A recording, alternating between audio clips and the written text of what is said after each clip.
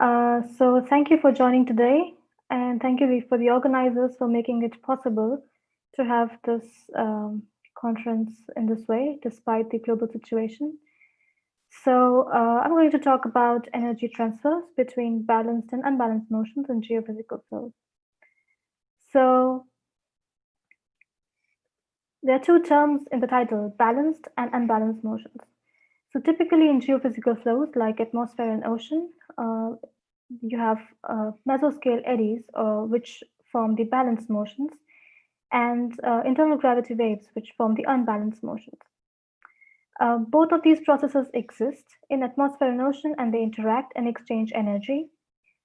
However, the separation of these motions is always tricky.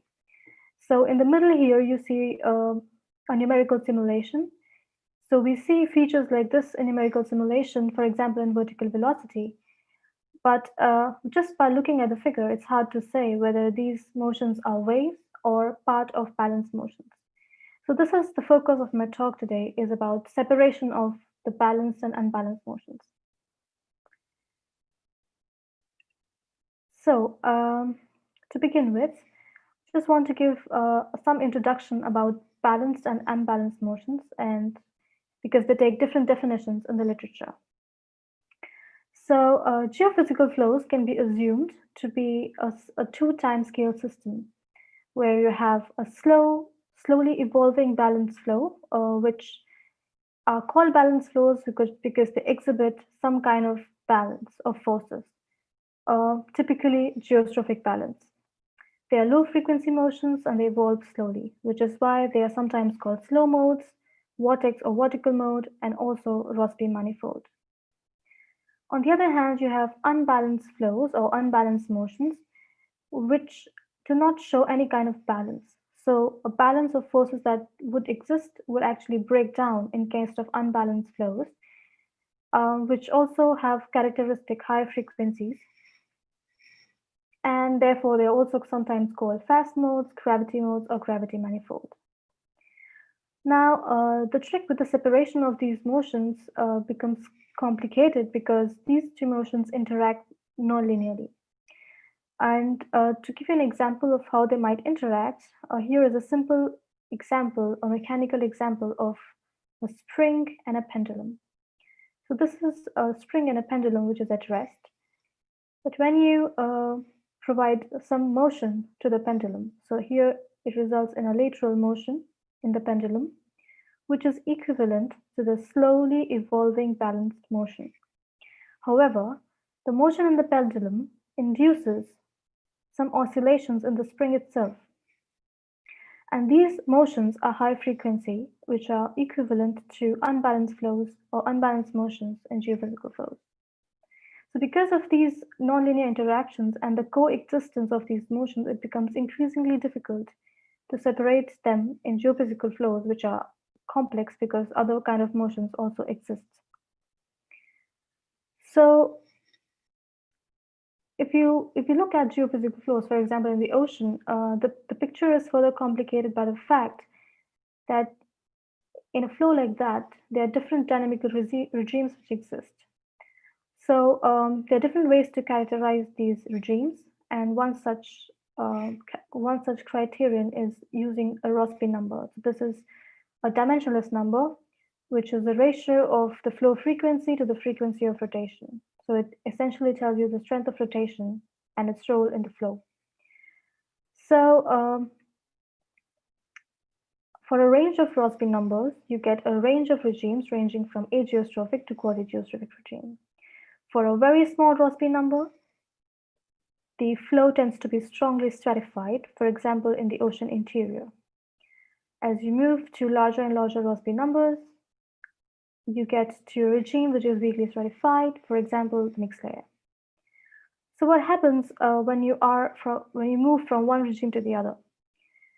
The balanced and unbalanced motions are coupled to a different extent for different regimes.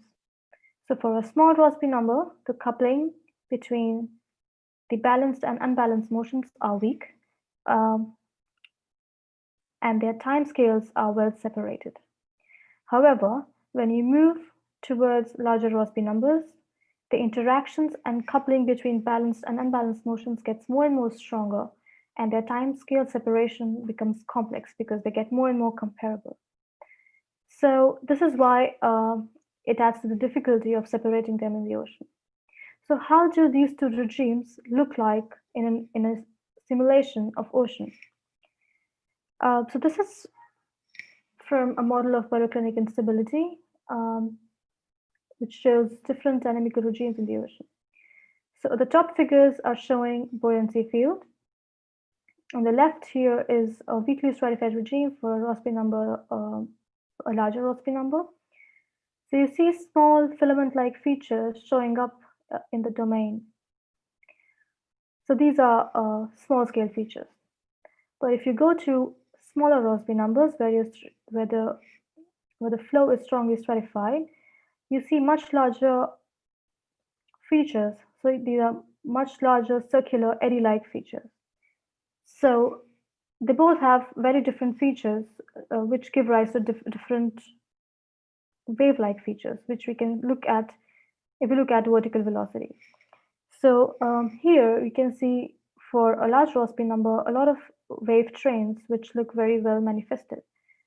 But if you go to a small Rossby number, you also see wave packets, but they are elongated here and sometimes circular. So they are both wave-like features, but they are very different characteristics. So the question is, the waves that you see here, are they really waves? And what generates them? So to look at it, we look at an idealized model configuration without any external forcing, except the baroclinic instability, which generates these eddy fields. And this generates the waves that you see here. So this is called the classical case of spontaneous emission. I'm going to talk about this in detail later. But we're trying to seek if these wave-like motions are actually waves. And for this, we need to decompose the flow. So there are many different ways to do flow decomposition. I'm just going to mention two important ones here that we have been using. So first of all, I'm going to talk about the nonlinear normal mode initialization, which is actually a technique which was developed by Machenhauer in the 1970s. And the idea is to suppress the fast oscillations, the gravity waves, in the beginning, so that you minimize the excitation of these motions as the flow evolves. So this is an iterative procedure, and when you get to the first iteration, this is equivalent to the QG balanced state, which is equivalent to first order in Rossby number. Then the second decomposition that I'm going to talk about is a similar decomposition, but it is extended to higher orders in Rossby number. Now, another method of decomposition is called optimal balance or optimal potential vorticity balance, which essentially seeks also a balanced state, but it's conceptually different from these methods. So it has recently been published in this paper here. And the similarities between these two methods is that the optimal balance is also an iterative procedure, like the nonlinear normal mode initialization. And it uses a ramp time to match a target potential vorticity. But I'm going to show here the method from Machenhauer and how we implement it in the model and how we extend it to high orders in the Rossby number. Okay, so we've implemented this decomposition in both single layer model and primitive equation model. So for the description of the method itself, I'm only going to show you how it looks like in a single layer model. So here are the scaled equations for a single layer model. Here is the equation for horizontal velocity, and here it's for the perturbation height. So in Fourier space, one can transform these set of equations and it would look like this. So here the vector z is a matrix of all the state vectors, that's u and h. The matrix A contains all the linear terms in these equations, and the vector n contains the nonlinear terms. And R is a Rossby number, so you can expand this in terms of Rossby numbers. So the matrix A, which contains all the linear terms, looks something like this. Now, for a simple decomposition where we ignore all the nonlinear terms, I call it linear decomposition, one can simply calculate the eigenvectors of this matrix A, and it will give you a balanced and an unbalanced mode. So it gives you 3 eigenvalues. So the one that's related to 0 is related to the balanced mode, and the other 2 eigenvalues are related to the unbalanced mode. Then from eigenvalues, one can get to the left and right eigenvectors here and here, and they can be used to do projection, and you can make projection matrices. So from this, you can arrive here, and so these are essentially your decomposed modes, G. Now, what's important to mention here is that the decomposition that's done here, this is implemented with discrete operators on the C grid. So it is of course discrete, but it is also consistent at the model grid level, and it makes a difference if you don't do it this way. So this is important to do, which we have done here. So these are the balanced and the unbalanced modes, the separated modes that we have now. And if you put it in this form here, you can actually expand it in terms of Rossby numbers. So here this IS is actually called the interaction coefficient, which tells you about the interaction between the balanced and the unbalanced mode. So the superscript with 0 always refers to the balanced mode, and the one with plus minus refers to the unbalanced mode. So this here shows the relation between the interaction between the balanced and the unbalanced motions. So here is the decomposed representation. Now, what we can do is, if we want to expand it to higher orders in Rossby number, we can make the assumption of the weak interaction, which means that the waves are weakly growing, and such that this decomposed mode in the gravity mode can be expanded in terms of Rossby number. So this is order 1, order 2, and so on. So this is similar to what was mentioned by Vaughan and is implemented in Papiabad and Patello in this paper. And the idea is to introduce 2 time scales. There is a slow time scale and a fast time scale. So here is one of those times. So this is the slow time scale, and this is the large time scale. This is the fast time scale, I'm sorry. So this slow time scale is related to the balanced motions, because so this G0, which is related to the balanced field, it varies only with the slow time scale. Whereas the fast mode or the gravity mode has 2 time scales. So now you can use this formulation to expand it into different orders for the balanced mode and the unbalanced mode. So for increasing order in RO, these expansion would look like this. This is for the slow mode here, and this is for the fast mode. Now, to suppress the wave generation, one would use this F field here, which is actually related to the slave mode. So here is another term, slave mode. So slave mode is a mode which is that part of the unbalanced mode which is tied to the balanced mode. So it is contained with the unbalanced mode, but it has characteristics of the balanced flow. So if you suppress these parts here, so this is the time evolution of this field. So by suppressing this, one can suppress subsequent wave generation. So this here, the first order slave mode, if you suppress this, in this equation, you would get this expression here, which is equivalent to the first order slave mode in Rossby number. And this is similar to what you get from Machenhauer or the QG balance state. So then you can have the first order, second order, and so on. So now I want to show you some results using this decomposition. First, I will show you results from a single layer model.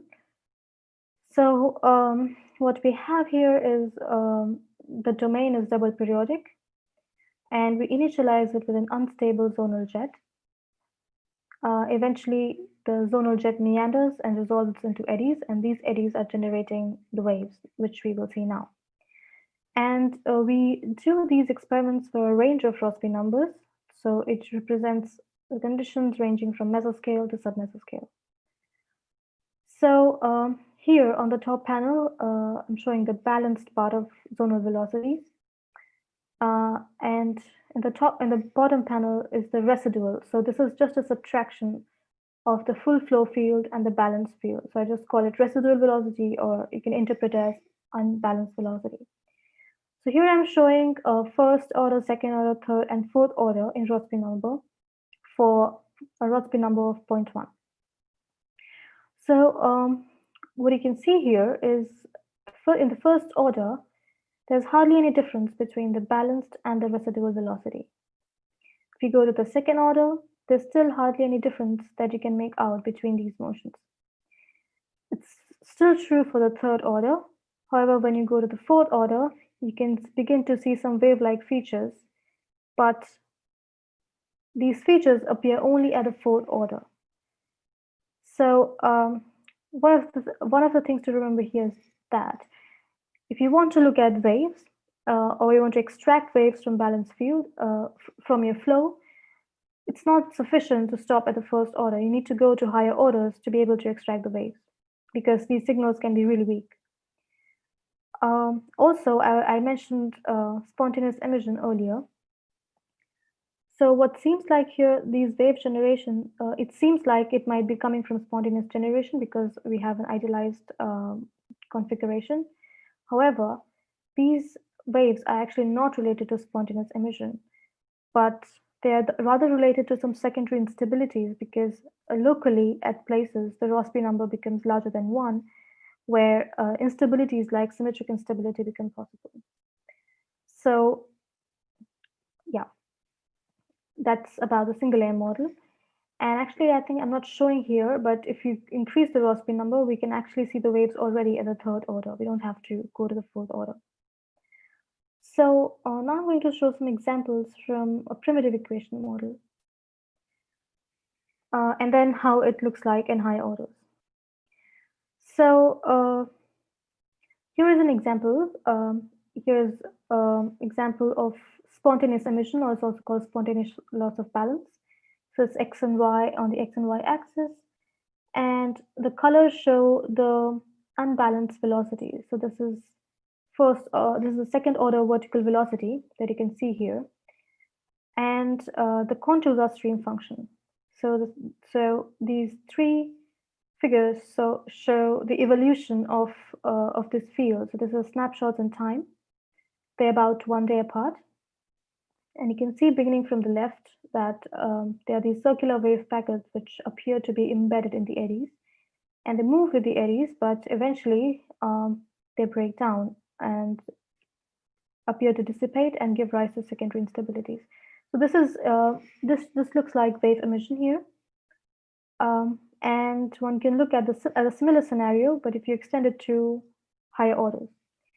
So again, on the top is the balanced velocity, below it's residual velocity or unbalanced velocity, and beginning from the first order, again, there is not much difference between the balanced and the unbalanced parts.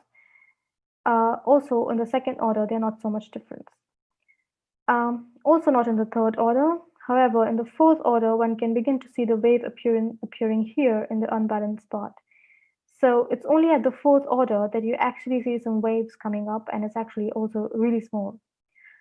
Now, I want to point out that the snapshots that you see here, this is the second order vertical velocity. So this is equivalent to the figure D here, which is the second order unbalanced velocity. And what looks like waves here or unbalanced motions, actually one can see here in figure D that it's actually not waves, because we can see waves only at the fourth order. So what you see at the second order is actually slaved mode. The signal here that is seen is not the wave part, it's the slaved part which is tied to the balanced part. So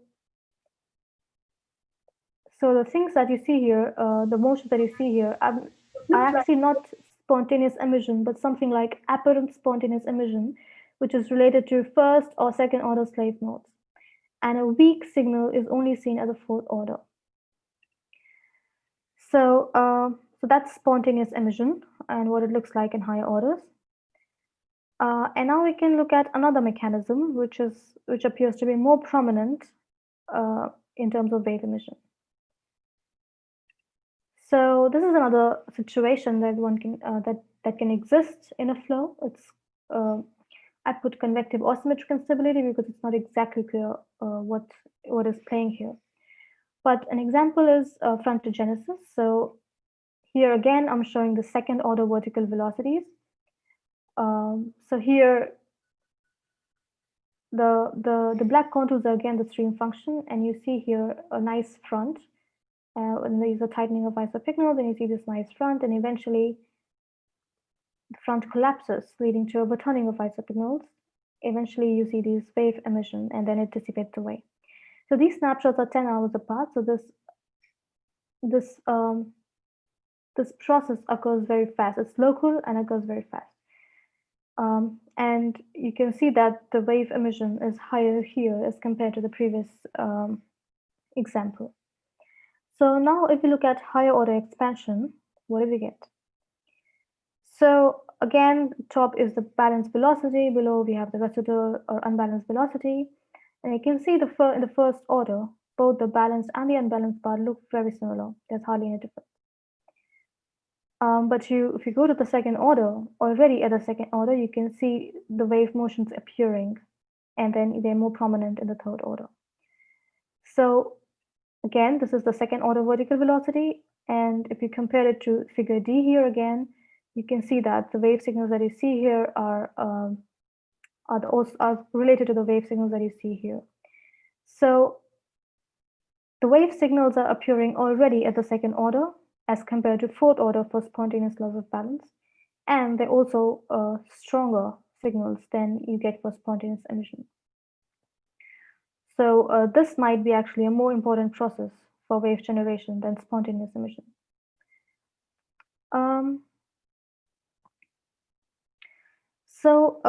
I just put together the different scalings for different orders. So this is, I'm showing here on the x-axis is the Rossby number, and on the y-axis the energy. So this is the energy related to the residual or unbalanced motions, to see how they vary with different orders in Rossby number. So the black dots here are actually the energy content at different Rossby numbers for each of these experiments. And the dashed lines are power curves or the power laws. So they begin from Rossby squared, Rossby up to the power 4, and so on. And the numbers are showing Rossby order 1, order 2, order 3, and order 4. So what you see here is the conventional methods to extract balanced and unbalanced motions. If you use that, you might actually be looking at the first order unbalanced motions, which will give you a very different scaling than if you go to higher orders, which contain the true wave signals. And if you go to very high orders, like fourth order, you see that the scaling actually becomes exponential in Rossby number, particularly for large Rossby numbers. This matches the theoretical scalings that have been given by a number of authors for the emission of waves to spontaneous emission. This is the scaling, and this was the decomposition in higher orders for both primitive equation and single layer model. And now I want to present one more example of wave generation. And this is when we have boundaries. So this is a little bit more realistic scenario which occurs in the ocean, for example. So the waves can be generated by eddies when the boundaries are present.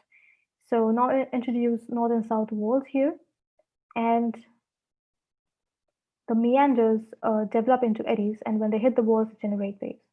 So I'm just going to show a little animation here. So you can see here the meanders, which eventually dissolve into eddies, and these eddies then hit the walls. And then they generate waves, but what do they look like? So here, so these are again snapshots. They are 2 days apart each, beginning from here to here. So this is from the north wall, and the last figure is the south wall. So what you see here is also wave generation, but it's a Kelvin wave, a high mode number Kelvin wave, which is generated here by the eddies. So you can see that with increasing time, these waves become stronger and stronger, and they propagate in the interior. So yeah, they appear to be arrested by the with the eddy. So as you move, they seem to be moving with the eddy, which is known as Kelvin wave arrest. So this is something which I'm exploring at the moment. I've not developed a higher order decomposition for this because partially it's also complicated to do it for this case because you have walls and it becomes a little bit more complicated. And it would be interesting to look at the balanced field or the state of balance in such a scenario. So this is what I'm exploring currently. And that brings me to a summary of what I've shown so far. So first of all, we have looked at nonlinear decomposition of balanced and unbalanced motions, which we have implemented numerically in the model successfully for different dynamical regimes and up to 4th order in Rossby number. So they are based on Machenhauer and Vaughan's paper, and you can find the details if you're interested in these literature. So in addition to that, we have looked at balanced state and diagnosed it along with the unbalanced motion in both a single layer and primitive equation model using higher order Rossby number expansion. And the use of secret discrete operators is important to obtain the balanced state that we see here. And the take-home messages is convective instability or symmetric instability, for instance, is the actual mechanism that generates gravity waves that we see in the simulations rather than spontaneous emission. And this emission of gravity waves, it scales exponentially at higher orders for large Rossby numbers. And that also brings me to conclude that spontaneous wave emission might actually not be as important as it appears, and the wave generation might actually be negligible. So it actually turns out that there are many more layers to the balanced and unbalanced problem, and at some point it transcends into philosophy. Well, thank you for listening. Okay, thank you very much, Manita. Maybe I can start with the first question. It's not, I mean, I am atmospheric scientist, so maybe for oceanographers that might be very clear, but you mentioned eddies and waves, but it's not always clear to me what exactly the difference would be and how exactly you define a wave. Yeah, well, that's a good question. But here, actually, it's a bit tricky because that's what we're trying to diagnose, and actually, this is what we're trying to define: a wave in a given flow field. So, as I mentioned before, I just group them into unbalanced motions and call them a wave or unbalanced motion when the typical balances that you see in an eddy field, for example, which is resulting from a balance of different forces. When such a balance does not exist anymore, I call it unbalanced motions. So this would then, a wave would then follow the dispersion relationship for the unbalanced motion. So you only talk about linear waves in that sense. Yeah, so the metrics that I showed earlier from the eigenvalues, so the eigenvalues which are related to the unbalanced motion, they resemble the dispersion relation of waves. So in that sense, that's how I call them related to gravity waves. Okay. Marcel, are there any questions from the No, there are audience? no questions on the chat, but I have a small question. If you could go to your slide number 10. Yeah. You had this exponential relationship with a exponent prefactor of 2. Where does the 2 actually come from? Why is it 2 there? There's no specific reason. I think it's just a fit here. Okay, so To this curve here. So it's just written what this actual fit gives you in terms of exponential. all right. So I It's think it's just from theory. yeah, fine. So I think Jim actually has a question, and I might need to put him on the video, but he is able to speak now. Jim? Right. So I'm looking at the same figure, the exponential scaling figure. Yeah. So you showed this for a simple shear, but if you had a flow that's more complex, can you imagine a geostrophic turbulent flow emitting waves? So you have a spectrum of waves now. Is it still clear that it will be an exponential scaling? Well, I mean, we have done that. It's just not here at the moment. But yeah, it tends to be. But I mean, it depends on. I mean, no matter what kind of flow you have, it depends what you extract here, right? Like what you're plotting, what your residual wave energy is. So if you can still extract true wave signals, yeah, you should get a similar scaling, isn't it? It depends on the method you use to, and what you call waves in your flow. What is your unbalanced motion? So you're calling everything that falls in the dispersion relationship as waves, right? Yeah, well, that's that's kind of the definition. But if you also use this higher order decomposition, you see that there's a slaved component and a wave component. So you need to further extract the slave component to get the true wave signal.